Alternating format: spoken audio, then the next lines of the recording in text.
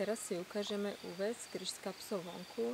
Je to úväz, ktorý je vhodný predovšetkým pre najmenšie deti, pretože obopína dieťatko 3 pruhmi látky, takže detičky, ktoré ešte nemajú dostatočne spevnené chrbtové svalstvo, tak týmto deťom ponúka dostatočnú oporu.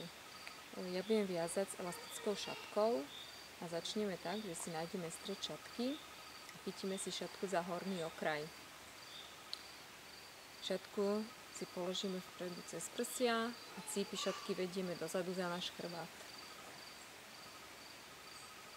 Vzadu si šatku prechytíme a najprv vonkajší pruh látky vedieme krížom cez chrbát dopredu na naše rameno.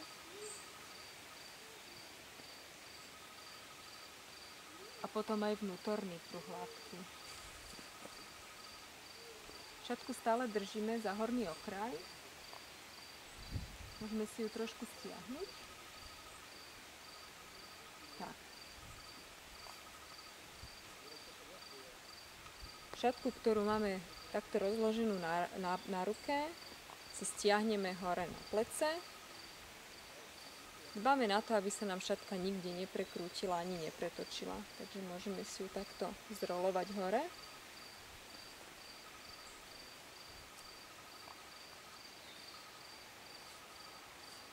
Látku, ktorú máme vpredu, zrolujeme na brucho a trošku povolíme, zhruba na veľkosť dieťatka, pretože sem neskôr pôjde dieťa.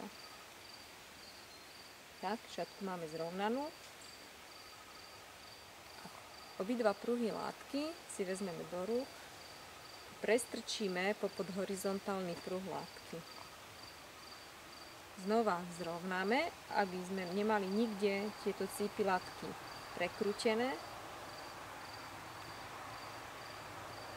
Ďalej prekrížime ich a vedieme dozadu za náš chrbát.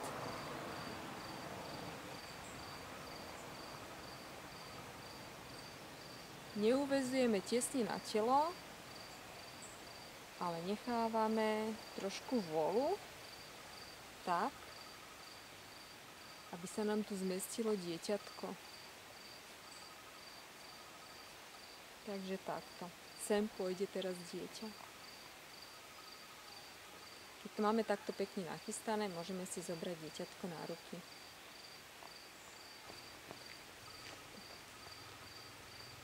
Tak, vezmeme si dieťatko na ruky a položíme si ho brúškom cez naše plece. Ups. A teraz najprv dáme jednu nožičku do šatky, do toho pruhu, ktorý je najbližšie nášmu telu.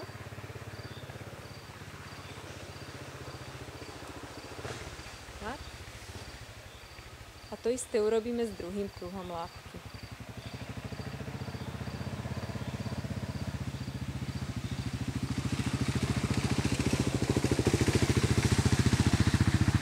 Dieťatko teraz sedí na týchto prekrížených pruhoch.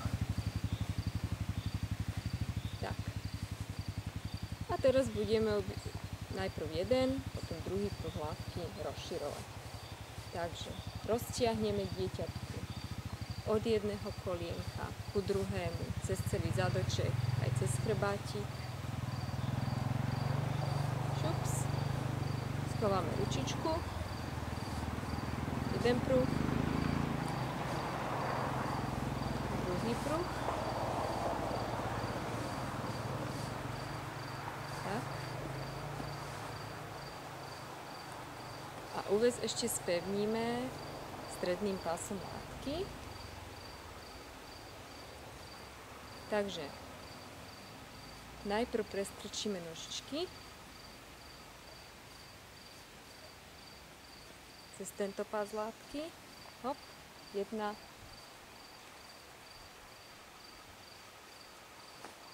Druhá.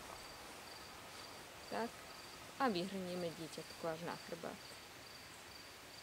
Takto.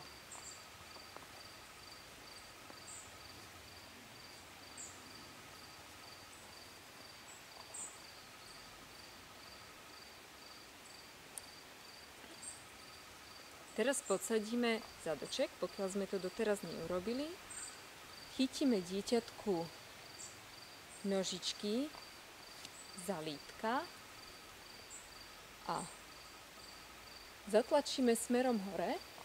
Môžeme sa aj trošku tak zakrútiť, aby sme dieťatko lepšie v šatke usadili a dostali kolienka vyššie ako zadoček. Takže kolienka by mali byť vyššie ako hra na zadočku, alebo aspoň v jednej rovine. Tak.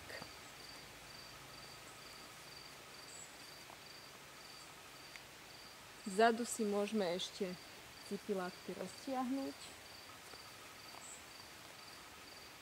aby sa nám dobre nieslo. Menším deťom vyhrnieme šatku až za hlavičku. Väčšie deti môžu zostať a môžeme vyraziť. Tak. Úväz kríž s kapsou vonku. Ešte taký tip, aby sme sa presvedčili, či máme dieťatko dobre, správne naviazané a pevne, tak pri predklone by sa nám dieťatko nemalo odlepiť od tela. Takže môžeme si to potom vyskúšať po naviazaní.